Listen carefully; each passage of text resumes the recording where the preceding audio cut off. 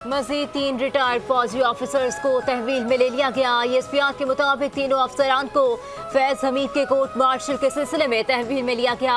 तीनों retired officers military discipline की खिलाफ वर्जी के मुर्तकब हुए। बास रिटायर्ड अफसरान और उनके साथियों के खिलाफ तफ्तीश जारी है। शरपसंद अनासर अवाम और मुसल्लह अफवाज में खलीज पैदा करने की कोशिश कर रहे हैं। Army chief general Syed Asim Munir का साबिक फौजियों के एजाज में इस्तकबालियत से खिताब। बानी PTI को सहूलतकारी के इल्जाम में deputy superintendent Adiala jail Mohammad Akram और असिस्टेंट सुप्रिटेंडेंट बिलाल को हिरासत में ले लिया गया।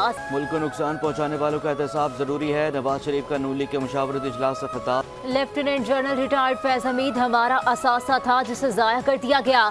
बानी PTI की अडयाला जेल में सहाफियों से गैर रस्मी गुफ्तार। फैज हमीद से तफ्तीश कर रही है, ये उनका अंदरूनी मामला है, मुझे इससे क्या। साबिक DG ISI का एहतसाब कर रहे हैं, अच्छी बात है, लेकिन फिर ये सबका एहतसाब करें।